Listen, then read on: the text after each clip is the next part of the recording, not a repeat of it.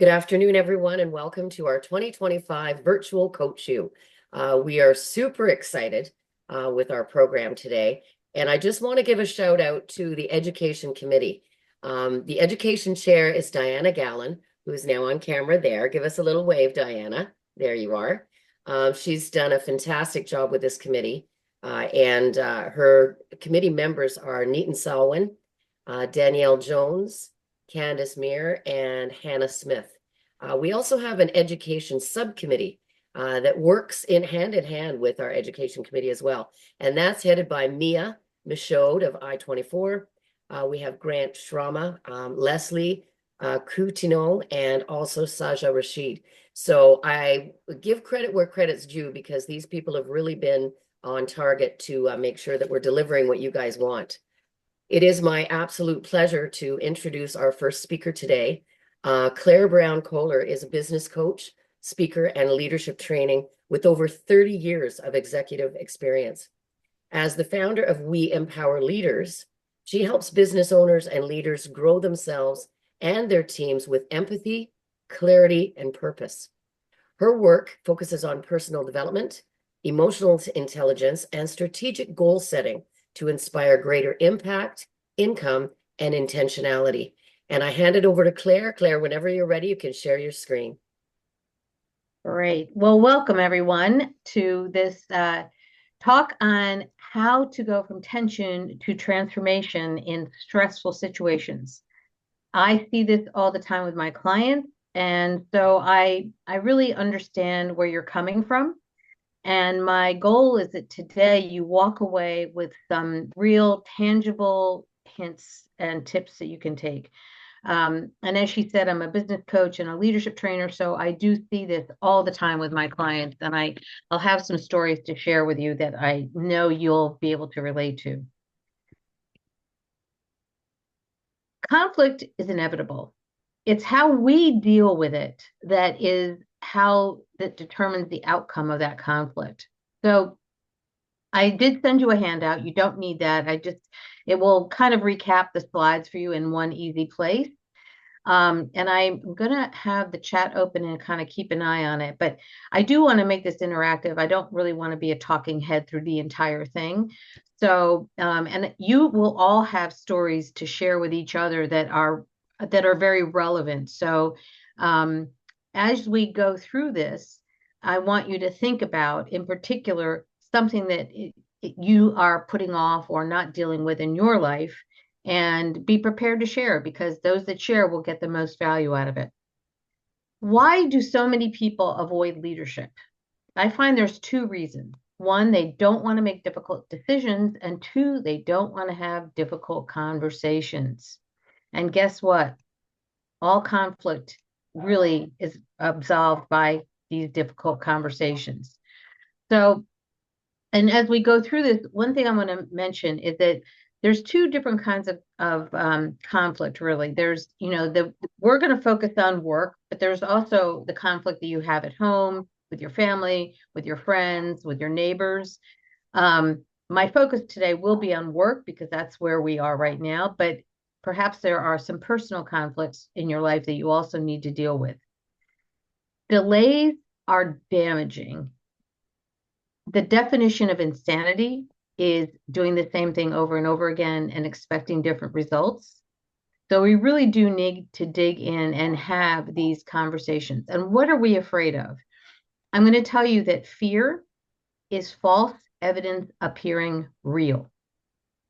So we are afraid of escalation. We're afraid of pain. We're afraid of damaging the relationship. But guess what? If you do this right, you clear the air. So again, I really want you to think about a conversation that you've been avoiding. And I want to tell you a story. I'm working with a client, Matt, who's a production manager.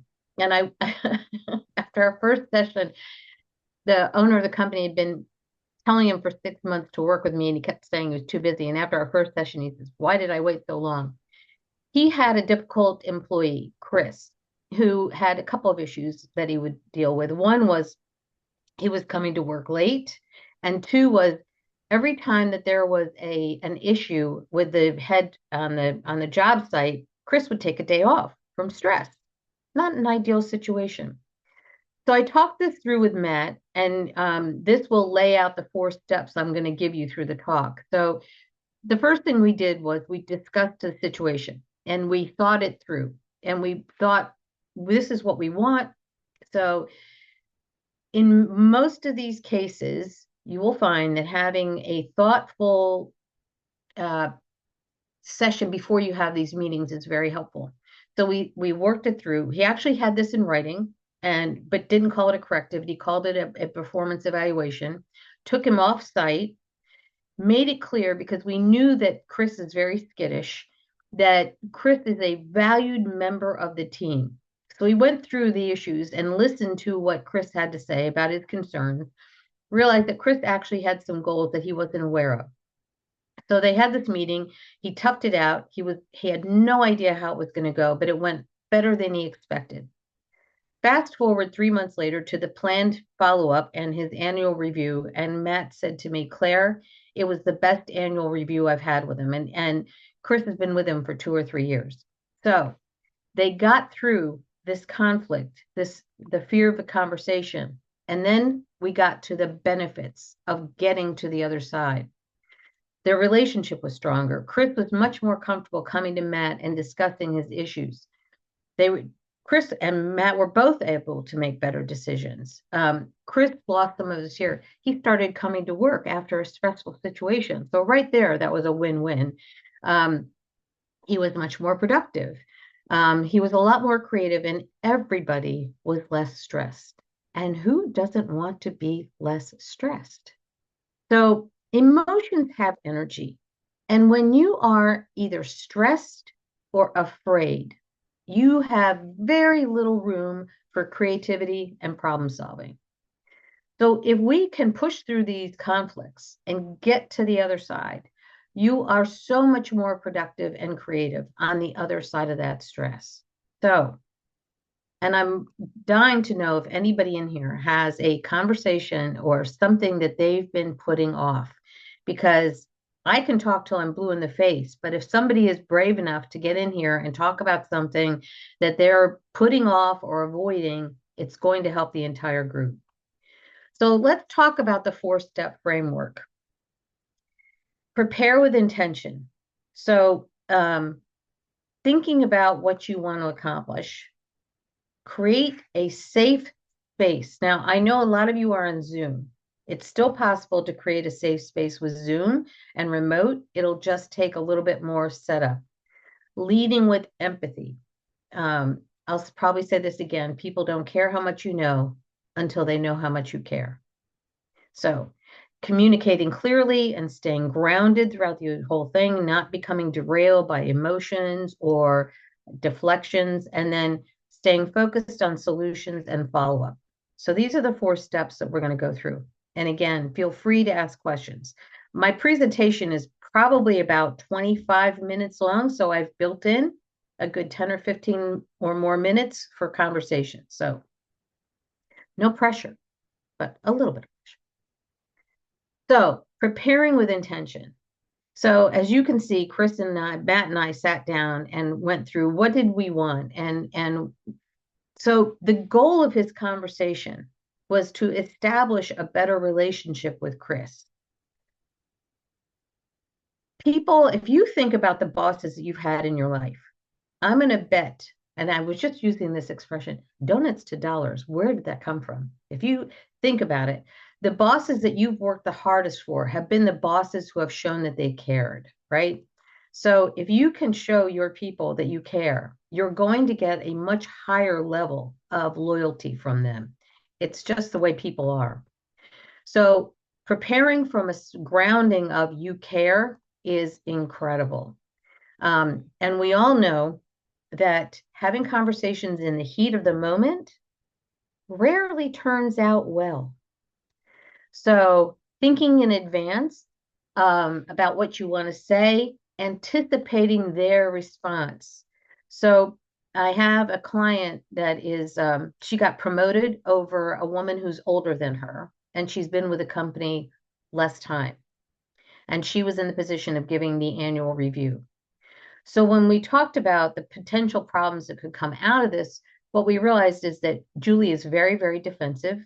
And so Brittany built in the conversation to include praise and appreciation about how much Julie had granted her permission to take on this new role. So they acknowledged the situation and built in some acknowledgement of how difficult this must be for Julie.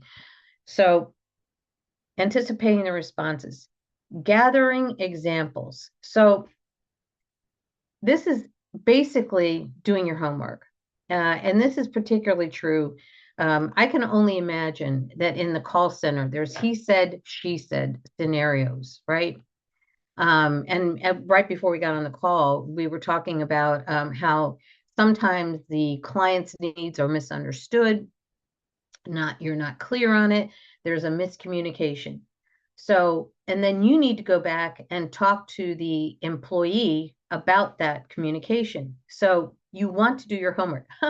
This morning, I had a conversation with one of my clients, and he was doing an annual review, and the receptionist seemingly had taken a week off without covering her shifts. And he was, prepared, and that they get into the review, and it turns out he hadn't done his homework because that her boss, coincidentally his father, when she said, I need to cover my shift, said, oh, don't worry about it. I'll get my wife to come in. And she kept saying, are you sure? And guess who never got his wife to come in and answer the front and cover the front desk? So my client, Mike, had not done his homework by going to her boss and saying, what happened and why wasn't the desk covered? So he had to say, oops, sorry. Not, and then have a conversation with his dad about why the heck did you do that? But that's a whole other conversation. And then knowing your desired outcome, right? So the outcome that Brittany had with Julie as a result of this annual review was to firmly establish her position as the supervisor, to set some goals for Julie to work on. And Julie's a designer and a home remodeling, and designers don't necessarily have goals. So this was a stretch for Julie. And there was some resentment. Why do I have to have goals? I'm a designer. My goal is to get the design done. No, no, no. They're implementing EOS, which I'm not going to go into. But so part of the new program is that everybody has some goals that they're working on. And Julie was very resistant. So Brittany's goal was that they really deepen their relationship, and Julie walk out with an understanding of why goals are important and what goals can she set for herself that will benefit her. So preparing with intention is critical, and not handling these things in the heat of the moment. It's fine to say, we'll talk about this later, but try not to get into these things until you've calmed down and thought it through. Again, I'm looking for questions or anything. I've got my chat open. Just saying. Okay. Safety and empathy. All right. And it is true that it's harder to have this safety with you when you're on Zoom. But I would go out of my way. First of all, early on when COVID happened and I was working with a team, they were having their, like team meetings at the beginning of the week, and not everyone was on camera. And I said, require everyone to be on camera, because you don't know what they're doing when they're not on camera. Is it uncomfortable for some people? Yes. Do I care? No. They need to be on camera, especially when you're having these conversations. And in fact, I encouraged him, and he did. He got Zoom accounts for the 8 key people on his team, because I said, I don't want any excuses for people not to be on camera. You set it up so that the person coming into the conversation, and perhaps, saying, hey, and we'll get into a little bit of the dialogue that you can have later. I've got some really tactical tips for you of how to introduce these conversations. And again, I want to say that there are levels, right? Sometimes you can resolve conflict with a casual conversation. And I will say, the earlier you have these conversations, the less likely it is to escalate into something deeper. So if you leave with nothing else, have these conversations. Again, the definition of insanity is hoping that things will be different, but doing things exactly the same way. In the conflict resolution, somebody's got to take the horns and say, we're going to resolve this. And if you're the manager or the boss, it's you. Now, sometimes it you have to lead up. This comes up a lot in my leadership training courses, leading up. Sometimes if you're the employee and you have a problem with the boss, it's up to you to step up to the plate and then deal with the situation. And I've helped people manage that as well. Assume positive intent. Human beings love to be right, and we love to make people wrong. It's just part of our nature. I swear that's what the car horn is for. Like, you got in my way. I'm right. And just the next time you honk a horn, just think how satisfying it is, right? So it's very easy for us to go into a situation villainizing the other person, especially if you are at the brunt of their mistakes or the brunt of their attitude. But you don't know what's going on in their life. And my favorite story of this is one of my favorite books is Seven Habits of Highly Effective People. How many people have read it? I can see some hands. Anybody read Seven Habits of Highly Effective People? Life changing, by the way, life changing book, Seven Habits of Highly Effective People. And in it, Stephen Covey describes how he gets on a subway and this dad gets on with five kids, and the kids are really acting out.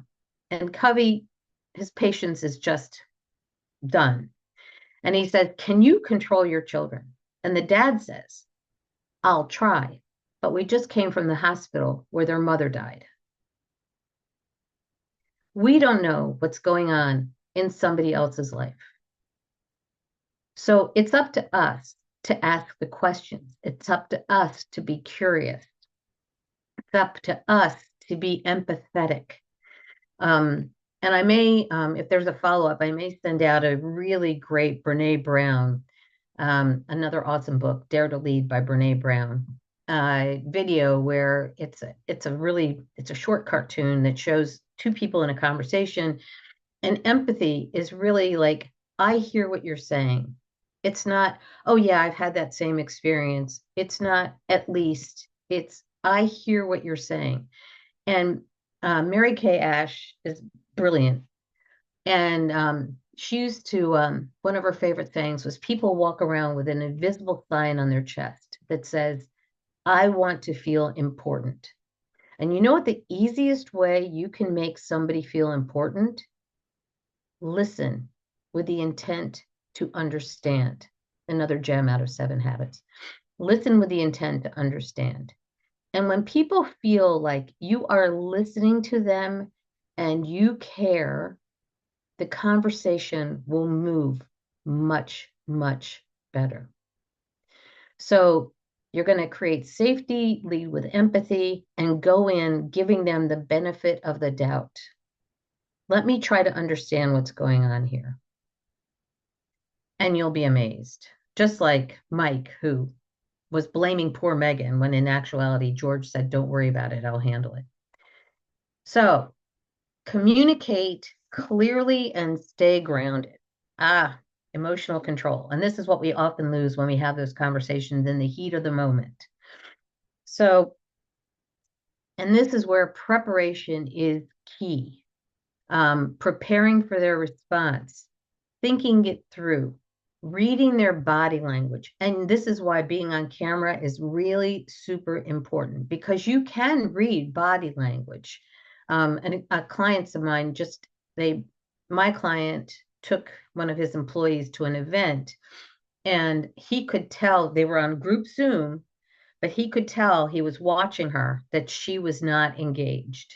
And they had a conversation about it when they got back. So even in that situation where it was a group setting, he could tell she wasn't engaged in the exercises that they were doing. And the company had paid for her to participate in this. It was negotiation exercises, learning how to negotiate, because she was the buyer for the company. And obviously, when you're in the buying position, negotiation is critical. So um, thinking it through, being specific, and I'll have some real specific words for you to use in a slide coming up because and facts are your friends. Remember that. Facts are your friends. It's very easy to get lost in generalities, like you're just not stepping up. Well, what does that mean, right? You want somebody to improve their performance. What does that mean? What exactly are you looking for? And when you can say centered on the facts, and again, you have the evidence, right? Like, well, Mary did this. Did you talk to Mary in advance? Well, John said he was going to do it and then he didn't do it. Well, did you talk to John in advance? Is that true? The more evidence you have, the more control you can maintain as you go through this. Okay. So this is where I want where I'm going to stop sharing. Well, the only thing is identify an issue. I am looking for a volunteer or two to come in here with an issue, the change that you want, and then discussing it and talking it through. You have, I mean, people pay for my coaching. You have the opportunity to get it for free. So I'm going to stop sharing and I'm going to go to the group view. And I'm telling you, whoever is brave enough to step up to the plate and get coached will benefit. But I can't lead the horse to water. Somebody's got to want to do it.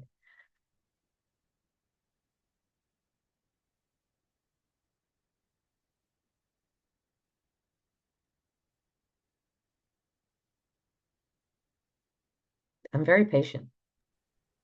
Everyone's staying so quiet right now.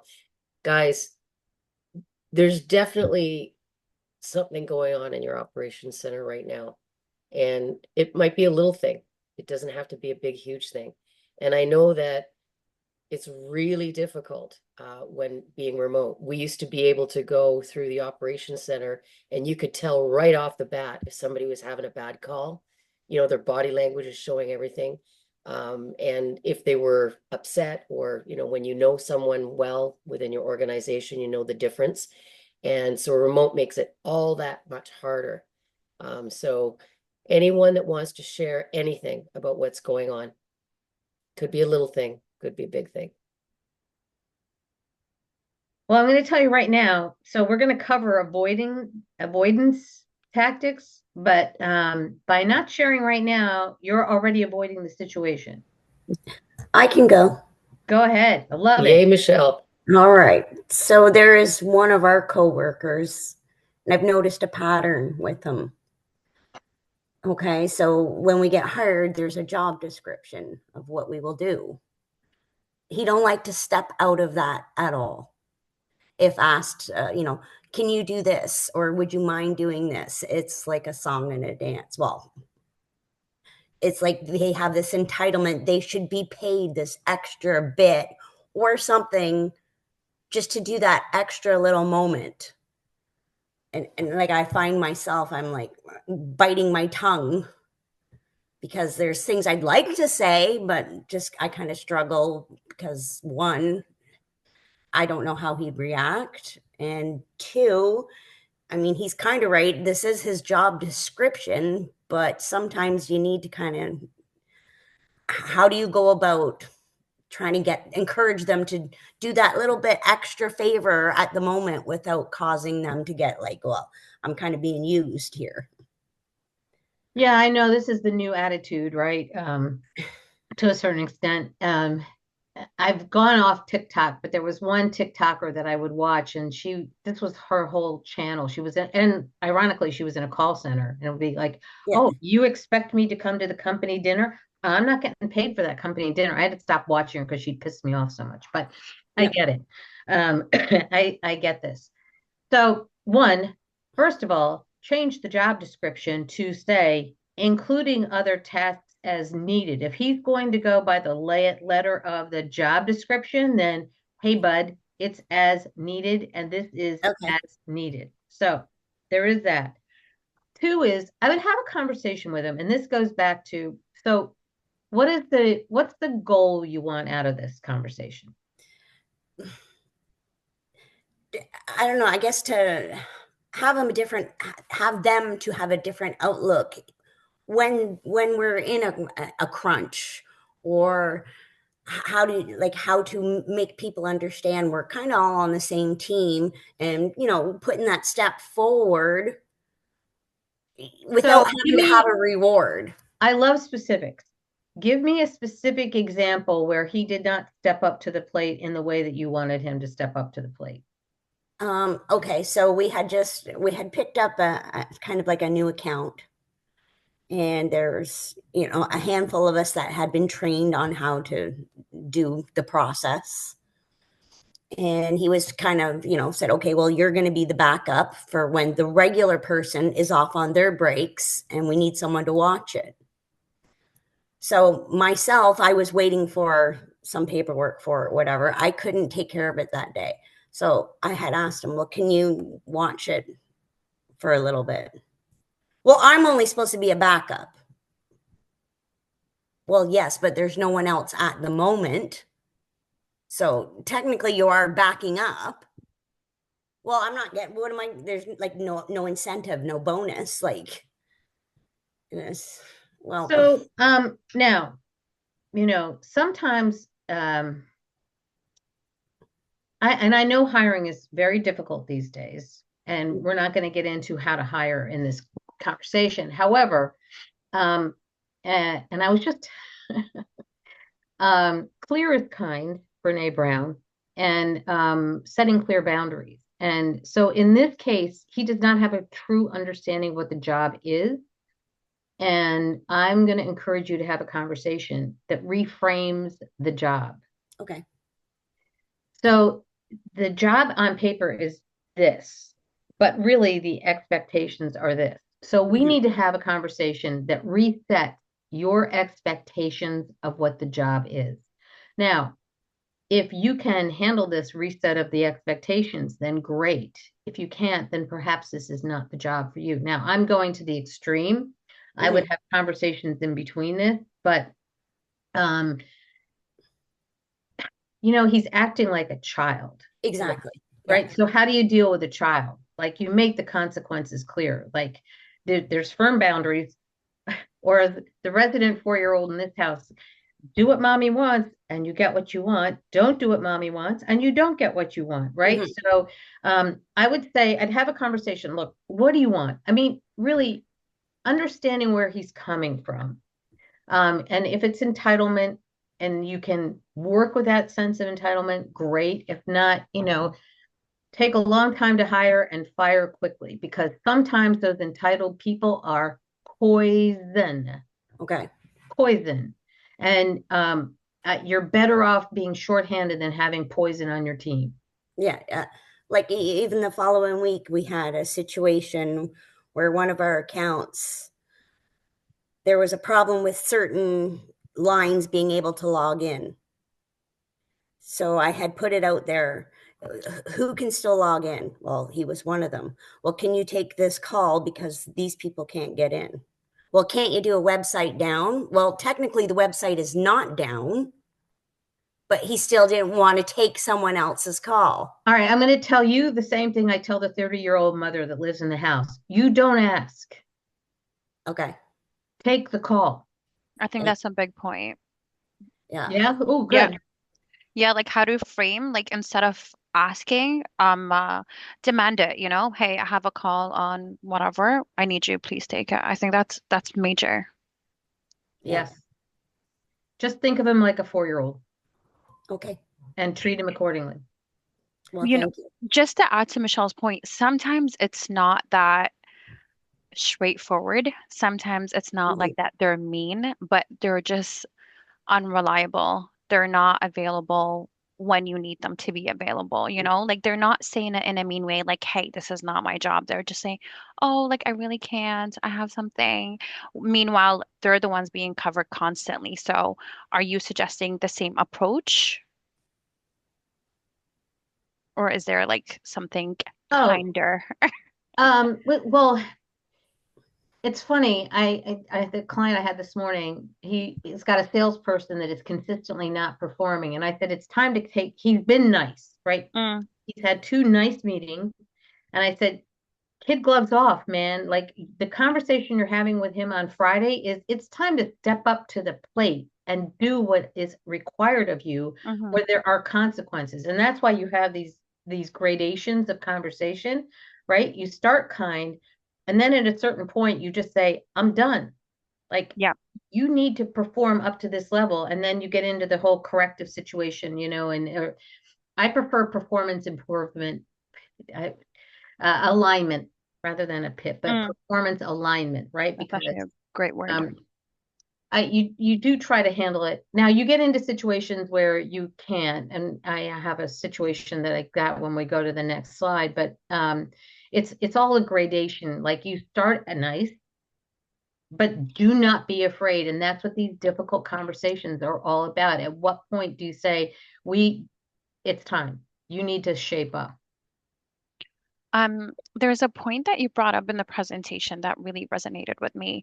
Um, I find myself in situations where I'm younger than the people that I'm coaching or training or helping, and I'll always mean well, and I know this is for the betterment of our team. However, I do feel a little bit of guilt. Like I don't want them to think that I'm telling them how to do their job. You Obviously, are they've been telling them doing how to it. do your job. Age is irrelevant. Yeah. You are telling them how to do their job. And you were promoted because you're capable. And that's where you need to stay grounded. Age is irrelevant. It's all about it's your skill set. And that's get rid of the guilt. It's, Um, Also, yeah. guilt is a very negative emotion that sucks up your energy. I mean, I believe in teamwork, and I do think that we all play different parts in order for, the bigger um team accomplishment. So I don't want to come across that I think I'm better than them or anything like that. Of course not. Um, I just yeah, I just want our team to do better in general, actually. That's Yes. my goal. And yes, stay focused on that. Yeah. And don't worry about it. Hmm. All right, I'm going to keep going because we have another opportunity to share a little bit later. So I'm going to go back to sharing the screen. But thank you, everyone. I really appreciate the Thank you, input and the Claire. conversation. All right. So then part 4. Now, in your casual like friends, this is not quite as relevant, but defining the issue together. Now, I'm going to give you 2 stories. One where it was impossible to define the issue together. To your point, I took a job as the vice president of a trucking company in Newark 2 years ago. It's a long story. But anyway, one of the workmen out on the warehouse was giving us real attitude. So we met with him. This is not a collaboration conversation. This was, you need to improve your attitude. And he was pissed because we had fired an inept employee who was a good friend of his. We didn't care. There was no collaboration. You either improve your behavior, show up on time, stop sassing the manager, or you're out. So it took a week for him to finally push the barrier, and then we let him go. But in a different situation, we had one of my clients had it was a welder, actually, a really skilled welder, but he had a real arrogance, but he knew what he was doing, and the attitude was pissing everybody off. So Dane met with Sam and said, all right, what are your goals here? And it turns out Sam wanted to be in a leadership position, but had zero emotional intelligence. So Sam and I worked out 2 things. One, we got him into a course for EQ, and that helped him kind of learn. And he gave him a mentee. He said, all right, you want to lead? We're going to test the waters because you've got to get over this attitude because it's unsustainable. We have a culture here, and this is against the culture. So by hearing him and listening to what he wanted and that he wanted to step up to the plate but didn't know how, he gave him 2 paths. He gave him training and he gave him an opportunity on the floor. And I was there 2 weeks ago. It's one of my few in-person clients. And I saw 3 people huddled around the table. I said, what's going on there? And he said, oh, that's Sam. And now he's supervising those 2 because he's doing so well in this role that he's now an official supervisor. So a lot of times if you approach it collaboratively, we've got a problem, how can we solve it? You can really get to the bottom, but it's knowing the difference. And then my favorite part that often gets overlooked is what is the expected behavior and when are we going to review this again? So what happens is you have these difficult conversations and then you wander off and there's no checkpoint. What gets measured gets managed. So if they know that you're coming back again in a month, 2 months, 3 months, and you're going to assess it again, they're going to be paying a lot more attention because they know they're not off the hook. You're coming back. You are paying attention. So you really need to have clear follow-up. And then one of the gifts I'm going to give you at the end is a delegation checklist. And I'm going to tell you, I have a whole workshop I do on delegation because delegation is an art form. And so many people think, oh, it's them. My assistant was making mistakes. And I'm like, because we all love to be right. And I said, wait a minute. Well, wait a minute. I know about delegation. When was the last time I actually met with her? She's in the Philippines. When was the last time I actually met with her instead of shooting her instructions over WhatsApp and Teams? And I said, oh, it's been almost 3 weeks since I had a face-to-face with her. Guess whose fault it is that she's not performing? Mine.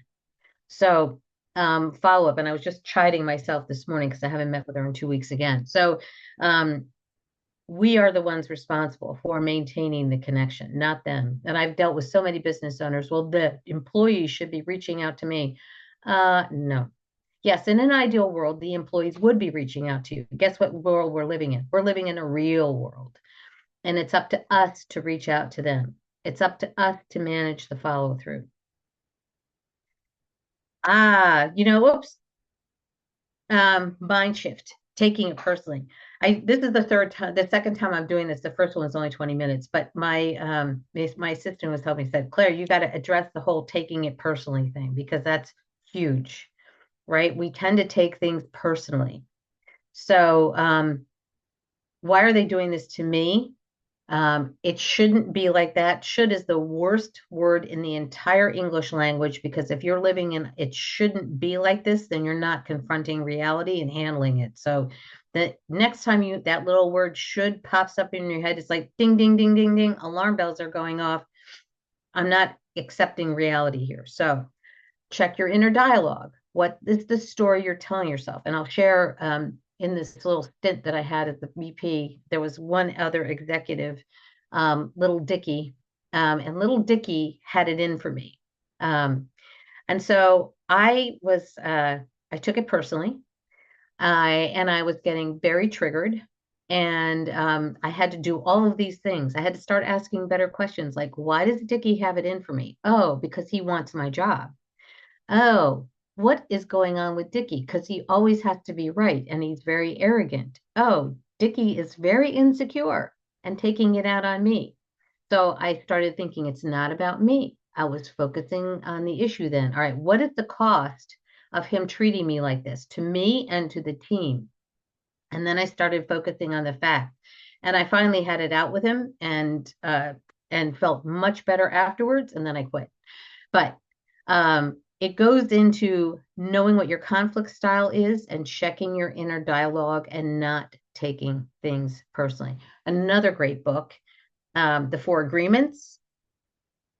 Don't take things personally. Don't make assumptions.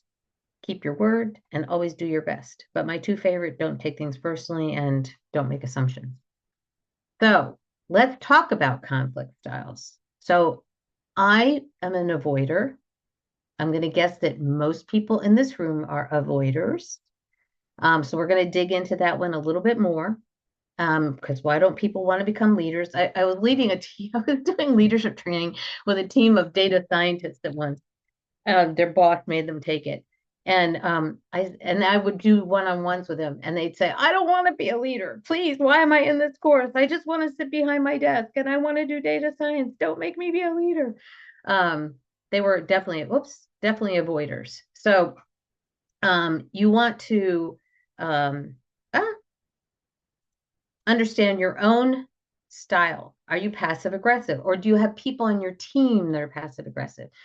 Passive aggressive is when they say yes, they'll do something and then they don't, or they show up for a meeting 10 minutes late and don't apologize, or when they don't answer your emails. All those are passive aggressive types of behavior. Aggressive, I think that's clear. Avoidant is clear. Assertive, what we're going for here as a result of this is when you can be clear, direct, and respectful and come out the other side with a clear roadmap. So don't delay, talk to them today.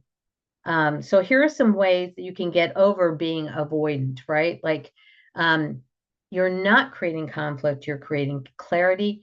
And conflict is the doorway to deeper connection and getting onto the other side. So here's another one of my favorite sayings is out of every adversity, out of every conflict comes opportunity. The problem is we are so focused on the adversity and the problem, we miss the opportunity. Conflict provides opportunity, your own growth, their growth, solutions. If you're brainstorming something, the conflict that was coming out of Sam's arrogance was channeled into a productive new leader on the team. So conflict really does have opportunity if you dig into it and look for the opportunity. Using I statements, like I feel confused when the plan changed, or I need to clarify something. So when you get into the you do this, you do that. I mean, you know how you feel when somebody's pointing the finger at you, right? So the most you can frame this in terms of, which is what I did with little Dickie. I said, and no one can make you feel anything. We all have our ability. This is a whole other workshop on controlling our own responses to things. And I just had a conversation with a little bit of a coaching session about we can control our response to anything, right? The control that we have in any situation is our response. As Viktor Frankl said, after being in a concentration camp, between stimulus and response, there's a space. And it's how we deal with that space that gives us our freedom. And this came from a man that came out of a concentration camp. So we have the ability to decide how we want to respond. You can start with validation or curiosity, and then look at the cost of avoiding the conflict. And it's costing you. I guarantee you, avoiding the conflict is costing. So there's two kinds of pain. There's the pain that you go through and keep putting up with the crap, or there's the pain that comes from growth of getting uncomfortable and pushing through it. There's the pain of making somebody else uncomfortable, but having a solution at the end of it. You choose the pain. One empowers and one derails. And it's really up to you to choose which path you're going to take. So, and then here are some tips that I have on how to open a conversation. And I put some of these in the handout. We've got about 10 minutes left, and I want to make sure that we have some time for conversation. But and this is where preparing in advance is very helpful. Thinking about what you're going to say. I'd like to hear your perspective on this. I'm bringing this up because I care. It's not my goal. And naming behavior. So, and observing with kindness, right? I'm sorry, I don't remember her name. To her point, I noticed that you keep falling back on the job description. Can I ask why? What do you want? And when you work with them to get them what they want, they will work harder to get you what you want, right? People don't care how much you know until they know how much you care. So showing that you care, taking those really necessary breaks from the height of one of my coaching groups they would say, let's park that for now. I have this great image of just picking the car and putting in the car. So I'm happy to continue when you're calm. Try to stay out of the heat of the moment. Okay, so now I'm a huge fan of reflection, right? Out of every adversity comes opportunity. Where's the opportunity? A lot of times that opportunity is in thinking about it after you've had it, after you've had that conversation. It's starting in a like, think about something that would be easy for you to do, work your way up, and then ask for guidance from a trusted peer. All right. So this is where I want to get into a conversation for like the next 5 minutes. We've got 7 minutes left, I think. Who wants to share and go over something that they've learned? Hang on, I clicked the wrong thing. Stop share. I'm watching a great show called Residence, and the detective just shuts up and waits for people to speak. It's very powerful. Highly recommend it. Netflix, wonderful. So, who wants to share? Not to pick on Jesse, but he kept coming in and off on screen and muting and unmuting. So I'm going to pick on Jesse. Oh, sorry. Yeah, that's my camera cable. It was a little finicky. Oh, sure, Jesse. Yeah. That's what you say. I don't really have anything to share. I pretty much agree with everything I've heard so far. I can say that to the person who spoke earlier about being worried that they were younger than the workspace people that they were working with, I wanted to say that, yeah, age doesn't matter. If you're in that position, you're in that position for a reason. It's because somebody saw something higher of you. And if the person that is making you feel uncomfortable because they're older, if they really cared or really knew how to do their job, they'd be the ones giving feedback, not receiving it. Because I've had similar situations with that before. And again, no one can make you feel anything. You're allowing the manipulation to occur. So you have the ability to say, no, not falling for this trap. And it's a trap. Yeah. In all honesty, it's me making it up in my head. I am my own enemy. I don't need anybody Here. to do it to me. Exactly. And you know what you just touched on about the leadership, um, um, it's easy to avoid it. Yeah. Yeah, I've always asked myself that question. Why do I have to do it? You know, I'd rather just go to work, do my job and go home and not get involved. But I don't know, sometimes, we're meant for great things. Yes, absolutely. Yeah. And, it's never too early to start taking on a leadership role. Why did I become a leadership trainer? Two reasons. One, because I kept working with clients that didn't have a leadership team. Mm, And two, because in the 30 years that I spent with my business partner, he literally practiced management by fear, and I practiced management by servant leadership. And I had to undo so much damage that he did with this attitude that it drove me crazy. So I'm invested in helping leaders lead with more control and confidence and tools. And it's not rocket science. It's definitely something that anybody can learn, regardless of the age. hmm So kudos to you for stepping up to the plate and taking it on. Yeah, I think once we recognize the role of leaders in our teams or in our companies or even society, it's not bad. For the longest time, I thought a leader was a very awful person who makes people cry and makes your life miserable.